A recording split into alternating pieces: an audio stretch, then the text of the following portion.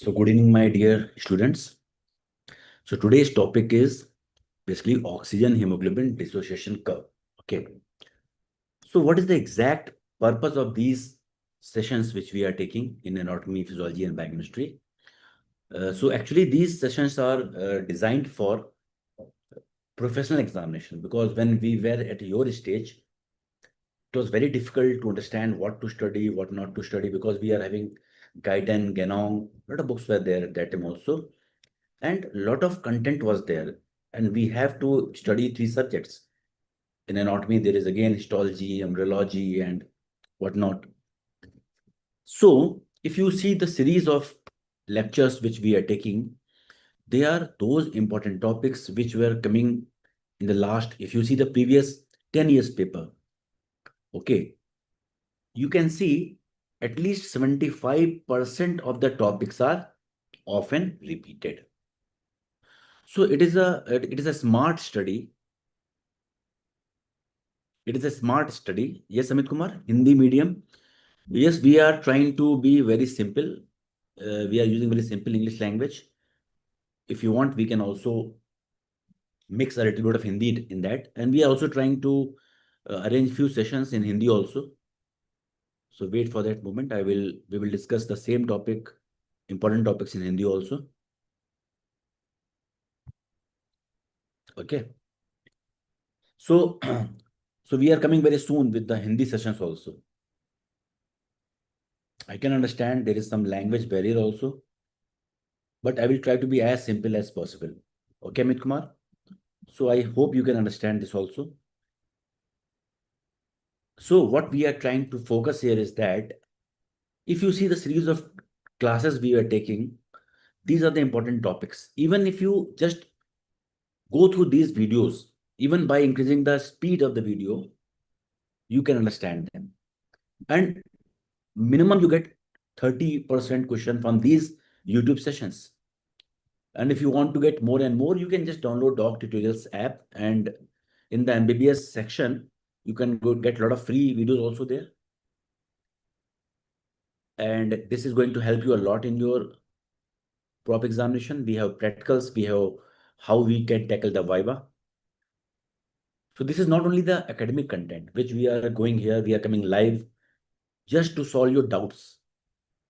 And also along with that, purpose is how to write in the examination. For example, today's topic is oxygen hemoglobin dissociation curve. For example, if they ask you, suppose 7 marks question, you cannot just draw one diagram and you will say right shift and left shift.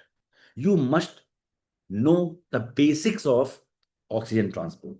So although they have asked about oxygen hemoglobin dissociation curve, but we should start, if it is of 5 marks or more than that, at least we have to start from the basics, and that is transport of oxygen, how hemoglobin is behaving, and that behavior is causing this curve to be sigmoid in nature. Okay, I hope you are getting, Amit. If any doubt, you can ask me in the chat section. Okay, so coming to the transport of oxygen, we all know we are surviving right now on oxygen. We all know this, yes or no? So of course you are taking this from atmosphere. So how this oxygen is getting to the tissues? What is the form of that? So oxygen is transported in the dissolved form, only 3%. Okay. So plasma में सिर्फ 3% होता है. Only 3% oxygen is transported by plasma in the dissolved form. Okay. And 97%, who's the main hero here? It is hemoglobin. So why hemoglobin is so very important? If suppose someone is coming to your clinic, sir, my hemoglobin is only 5. So you will say, okay, you can have less oxygen content in your blood, and that is not good for your health. So why we are telling this? Because 97%, please don't forget this word, out of 100% oxygen transport, 97% is by hemoglobin, only 3% is by plasma, dissolved in the plasma. In the blood, you have plasma and you have hemoglobin. Okay. So if they ask you how much pressure can dissolve oxygen, what is the values for that? So again, one very important data which every MBBS student should know for the exam, for the Viva, for MCQ.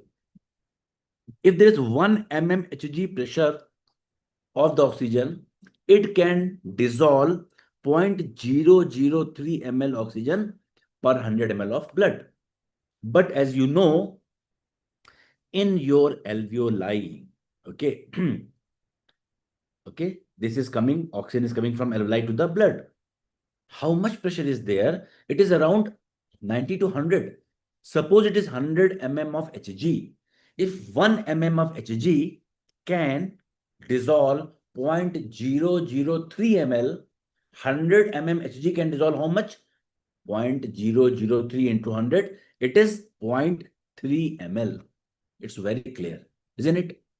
So in 100 ml of blood, how much oxygen is dissolved in the plasma? Only 0.3 ml.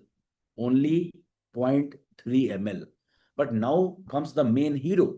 Who's the main hero to transport the oxygen? It is your hemoglobin. And again comes the fact which you must remember. You should not forget for your exam, before your exam.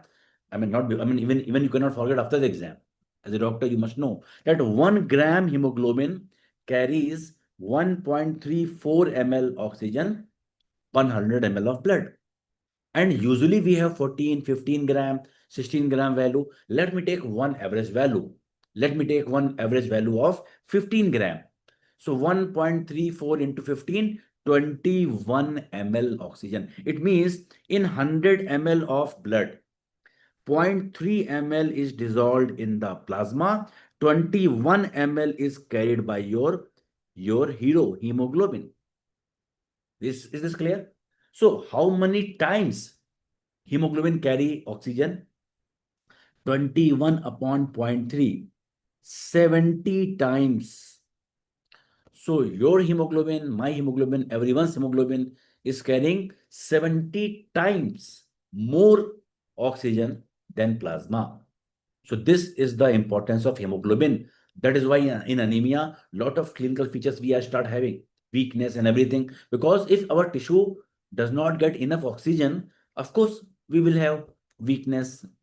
Okay, so in the anemia chapter, we have discussed in detail. So this is the importance of hemoglobin. Is this clear? Now, coming to very important topic, you know that hemoglobin is transporting the oxygen. How many pockets are there to carry the oxygen? Hemoglobin has how many pockets? Yes, Amit? How many pockets are there? Your pant is having 2 pockets or 4 pockets. Similarly, hemoglobin is also having pockets. How many are there? There are 4 pockets. 4 pocket होते हैं जिससे hemoglobin oxygen को carry करता है. There are 4 pockets by which oxygen is carried by hemoglobin. Is this clear, doctor?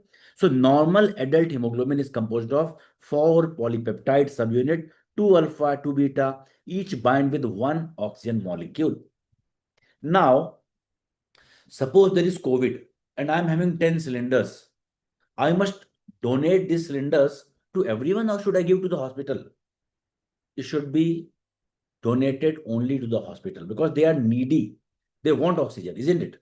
Similarly, hemoglobin has oxygen. It should be to every amount of blood, or it should be given to the venous blood where oxygen is less. Of course, it should be given to the venous blood. That is why oxygen hemoglobin dissociation curve is sigmoid. I will discuss, don't worry about that. So this is possible only due to a property of hemoglobin called as cooperative binding. This is only due to property of hemoglobin called as cooperative binding. What is that cooperative binding? Suppose you are going to the lecture theater of MBBS, and suppose because you are there, lecture is at 8 a.m., you are there, your friend will see and they will also come. So you will join the lecture.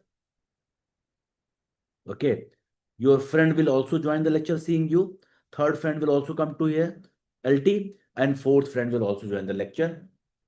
So it is like a cooperative binding. But suppose you are not getting what is taught in the class. One student will go away, second will go away, third will go away, and fourth will go away. So this type of behavior of hemoglobin is called as cooperative binding. It's very important. I will tell you the nature of the curve is sigmoid. And this nature of the curve can be understood only if you know the behavior of hemoglobin. So the behavior is cooperative. If one will come, second will come, third will come, fourth will come. If one will go, second will go, third will go, fourth will go.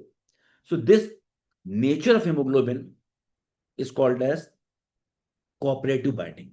Now, this is possible because hemoglobin is allosteric protein that exhibit cooperative binding. It means binding of oxygen such that oxygenated hemoglobin has high affinity for hemoglobin. See, oxygenated hemoglobin will have high affinity and deoxygenated will have less affinity. So deoxygenated will promote unloading of oxygen. Oxygenated will promote loading of oxygen. The same thing what I'm telling you. अगर एक oxygen जाएगा तो दूसरा भी जाएगा, तीसरा भी जाएगा, चौथा भी जाएगा. One oxygen molecule will follow the characteristic of second, third, and fourth. It is called as cooperative binding. And this is why the nature of the curve is sigmoid. This is why the nature of the curve is sigmoid. You can see here when PO2 is 100 mmHg. Can you see this? Affinity is almost 100%. Okay?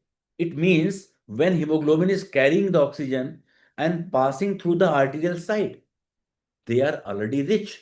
They have already oxygen. So hemoglobin should not give oxygen to that amount of arterial system where there is already enough oxygen. So affinity should be high or low? It should be high. So on the arterial side, you can see oxygen, hemoglobin, affinity, the love affair between oxygen and hemoglobin is very, very high. Okay. And dissociation is very, very low. Why? Because they don't want to give oxygen. You can see here, affinity is high. It is not decreasing from 100. Although PO2 is decreasing, but affinity is not decreasing to the larger extent. But as this reaches to the venous side, now your plasma is hungry for oxygen. Now it is the need for life that they should get oxygen. Immediately they become humble. They become very, very humble. Their affinity will here, affinity will decrease and dissociation will increase. So if you see the sigmoid nature on the half portion, affinity is more, dissociation is less. On the other half, affinity is very, very low, dissociation is very, very high. So this dual nature of hemoglobin, okay, is responsible for sigmoid shape of the curve. This is called as oxygen hemoglobin dissociation curve. So this is asked in your Viva, in your examination, in your reasoning based question, why oxygen hemoglobin dissociation curve is sigmoid in origin, in nature.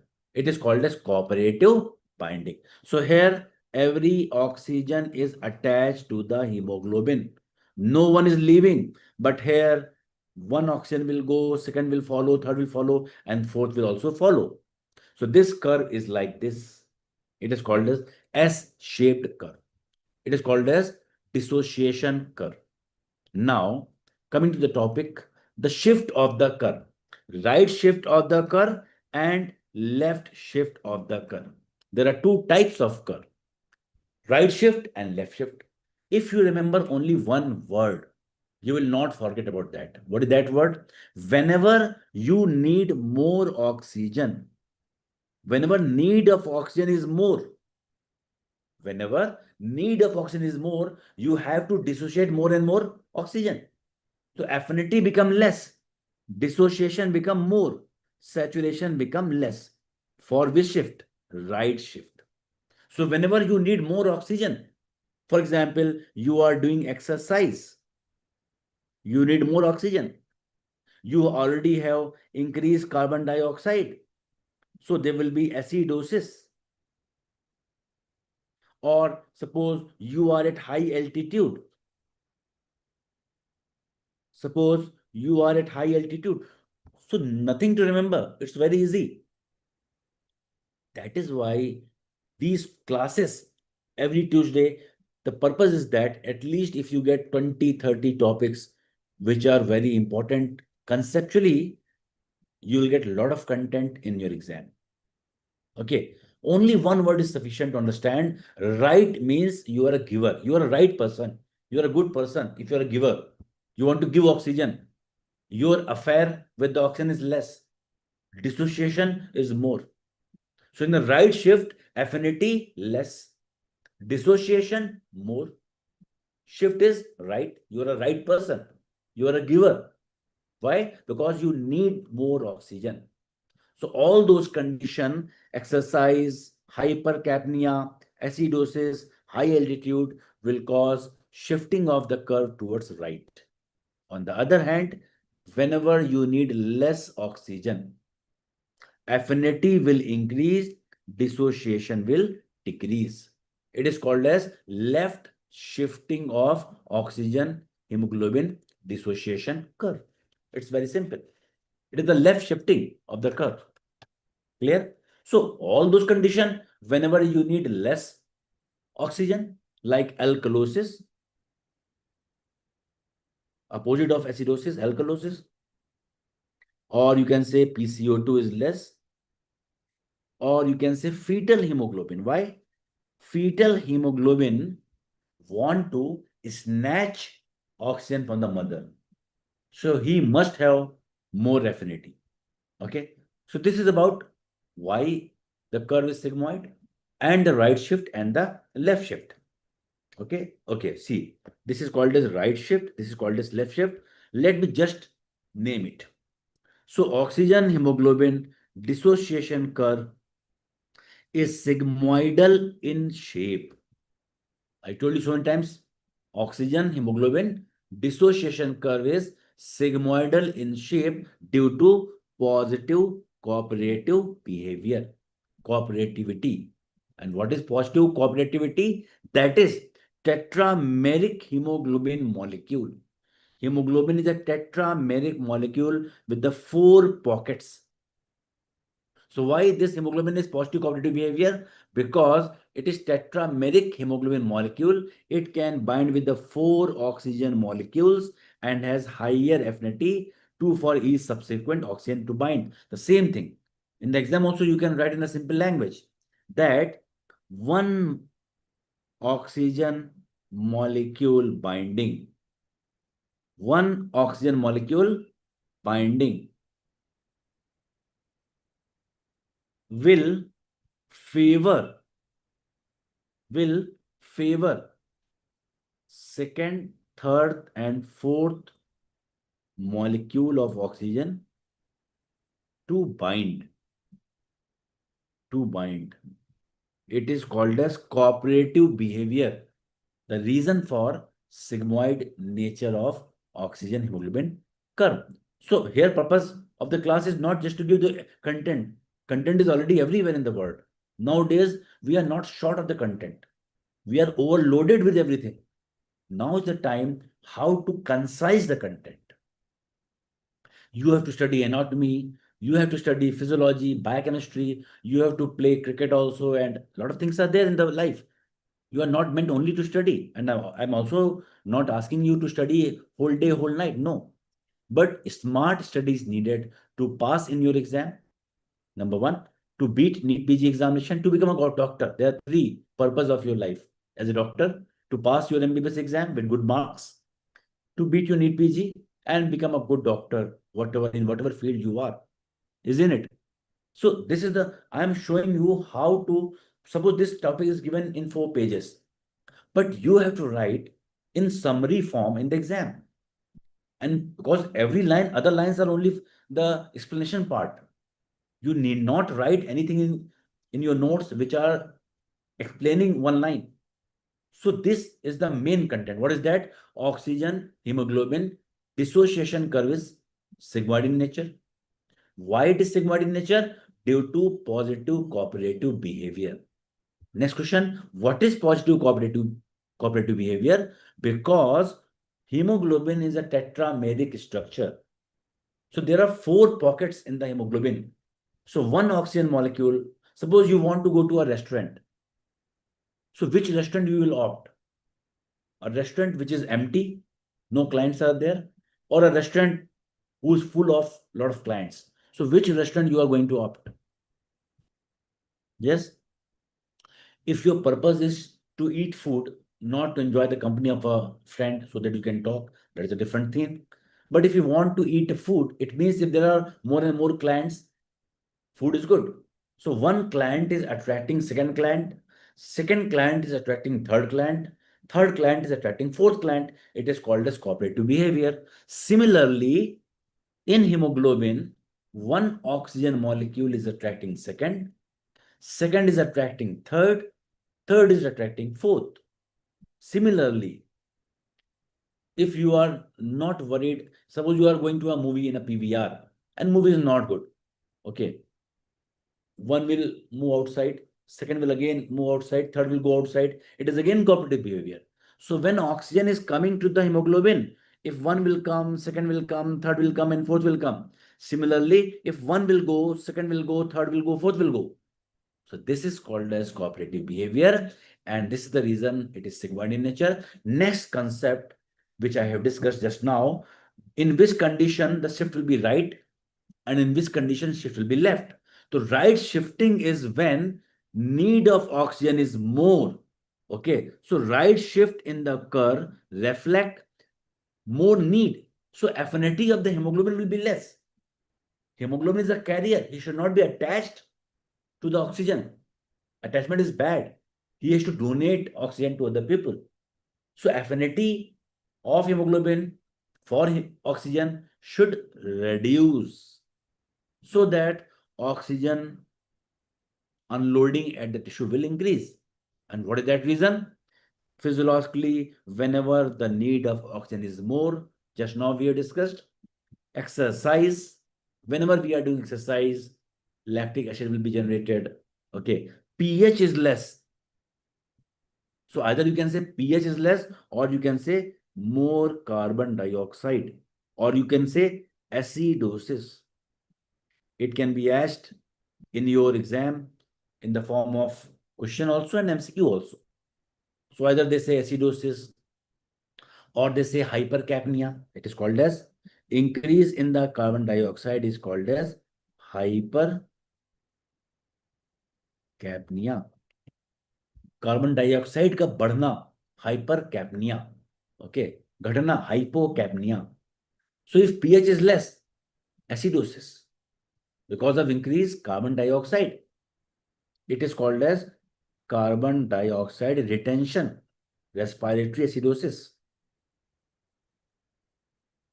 Okay, so shifting will be right. Now, even if there is a fever, in the fever also we need more oxygen, more nutrition, more fruits. If someone is having viral, we always take fruits along with that. So increase in the temperature, fever, hypoxia, the most important thing. The most important need is hypoxia. Increase in the 2,3-DPG at the cellular level caused by increased proton, increased carbon dioxide created by tissue metabolism. And this right shift of the curve is called as Bohr's effect. So no need to memorize Bohr's effect separately. If concept for right shifting is clear, in the exam you can write Bohr effect. The right shifting of the curve due to acidosis is called as Bohr's effect. Or you can say there will be decrease in the affinity of hemoglobin for oxygen, or increase in the oxygen dissociation whenever there is less pH, or whenever there is more carbon dioxide, or whenever there is acidosis is called as Bohr's effect. These two things are not different. So if you understand the concept, because physiology is all about, it's like a physics. If you know, you know. If you don't know, you don't know. So that is why try to understand. It will take time, but it will be forever. So whenever you are reading the book or any lecture or any notes, try to understand and make notes so that you can revise again and again, again and again. Now, after the right shift, what about the left shift? The left shift in the oxygen hemoglobin dissociation curve, what does it reflect? Need is less. The tissue is not needing the oxygen. So affinity will increase. Hemoglobin affinity is going to increase and dissociation become less. Why? Need is less. So whenever physiologically oxygen need is less, physiologically in all the condition, whenever the need of oxygen is less, automatically shift will be left. What can be the examples? Now just tell me the opposite of right shift. Increased temperature causes right shift, decreased temperature will cause left shift. Fetal hemoglobin has high affinity, so left shift. Also, increase in the oxygen binding due to decreased affinity for 2,3-DPG will cause left shift, driving oxygen across placenta to the fetus. So 2,3-DPG can bind either with hemoglobin or with oxygen. So if 2,3-DPG is more, okay, if 2,3-DPG is more, it will bind with hemoglobin, okay, and oxygen will be free to be delivered, isn't it? So like that, you can understand the concept of 2,3-DPG. Pathologically, it also occurs with increased carbon dioxide. I'm talking about the left shift. Increase methemoglobin, sorry, decrease. It should be decrease carbon dioxide, not increase.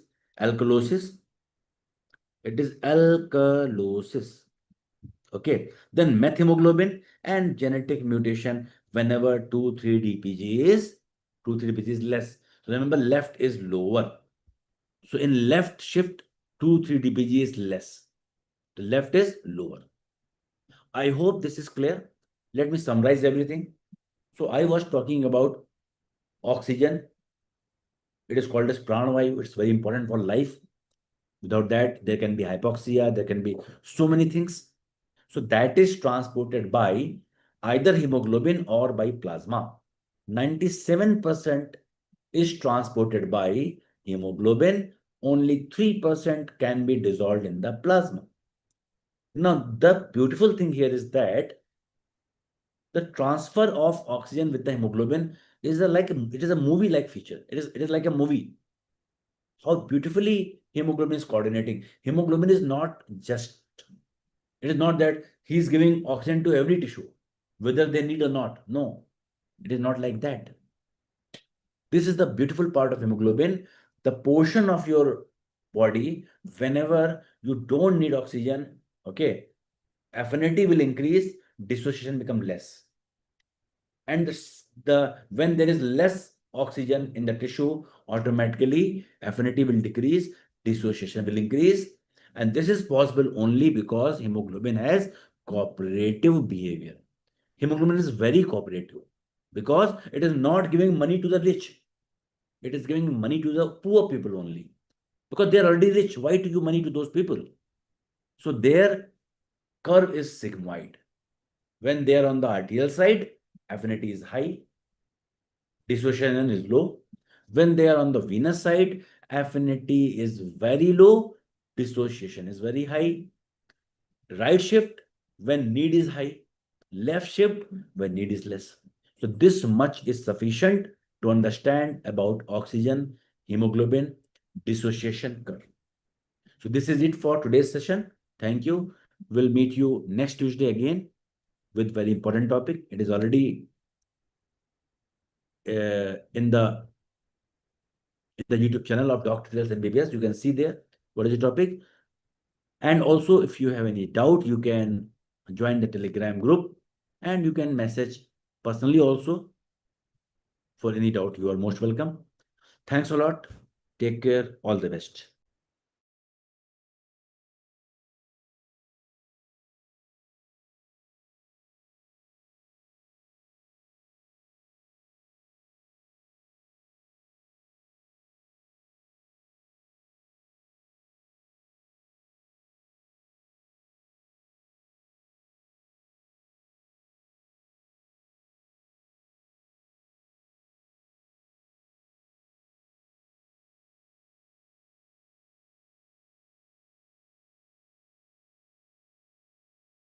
Recording stopped.